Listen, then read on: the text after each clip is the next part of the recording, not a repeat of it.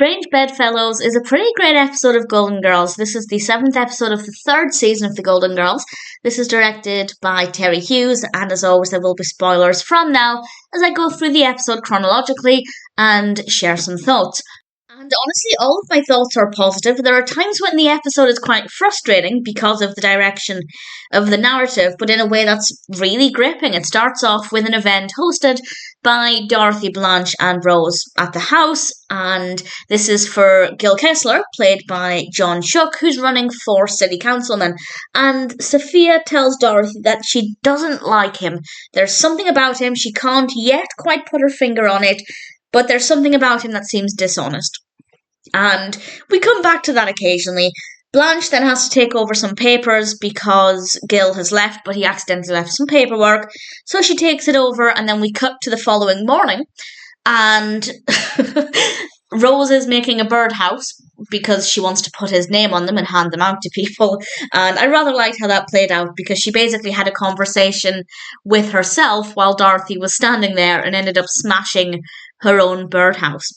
They then take the papers into the kitchen, and Sophia, Dorothy and Rose are reading the papers, and Gil has been caught seemingly having an affair with somebody. And they realise that this person is wearing Blanche's clothing. Rose doesn't jump to the obvious conclusion and instead declares that little floozy stole Blanche's clothes. Obviously, they very quickly realised that Blanche must have had an affair with him. Gil is a married man. We learned this earlier in the episode. And Blanche comes into the kitchen and doesn't deny that it's a photo of her, but says she's innocent. And they believe her.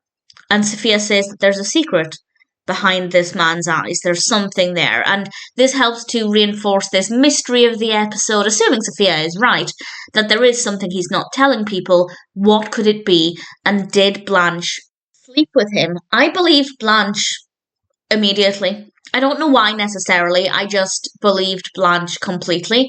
So when everybody started to not believe her, it was quite frustrating. And the reason people started to not believe her is because there is a press conference, and at this press conference, Gil tells people that it's a true rumour.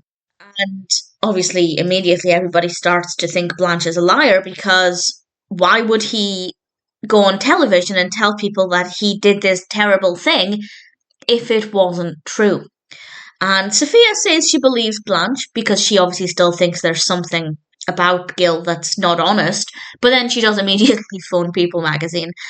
Blanche, understandably, goes to confront Gil in his office, and I wasn't expecting this. I didn't expect this to go this way. I had thought Gil would completely not listen to Blanche and still maintain that this happened. Maybe because he would think people were listening or she was recording the conversation. But no, he admitted it immediately that he lied about it. And he did it because nobody ever listens to him. And that he thinks now he actually has a chance of winning. And Blanche said some things that I thought were pretty well delivered. She told him he will never be a great man without being an honest man, which I thought was pretty great.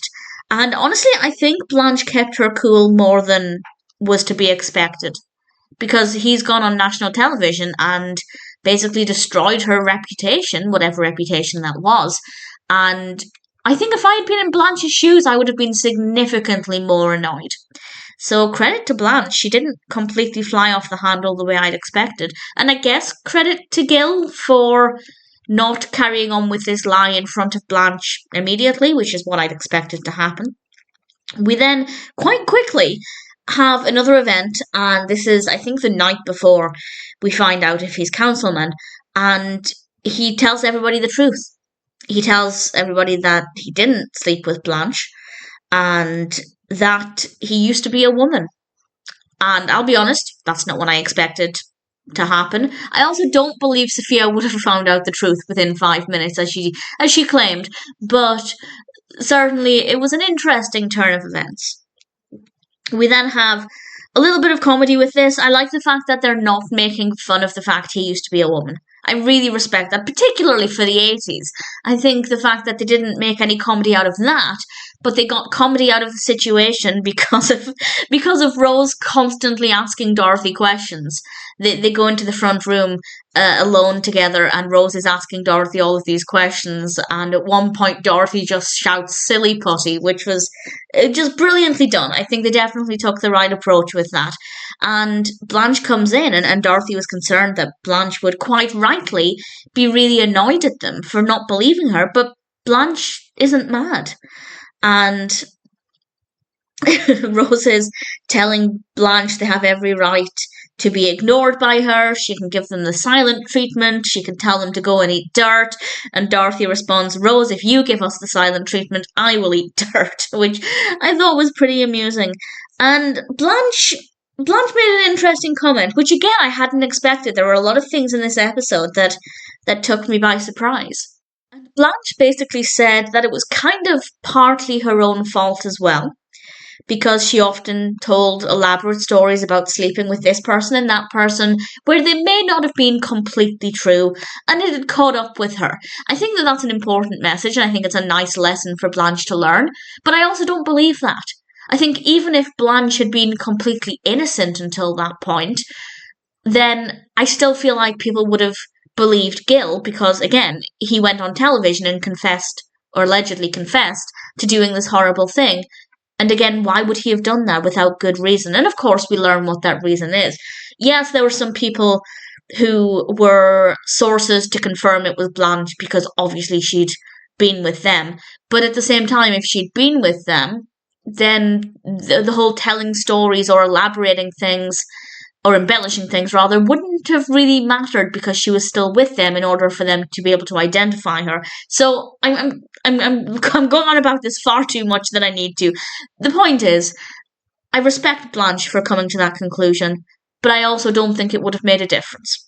It was then very sweet when Rose said, "Can we have a hug and forget this ever happened?" And they do, they have a lovely hug, and then they ask Blanche to tell the truth about various men she has claimed to have slept with, and she says, "No, this is true, and this is true, and this is true."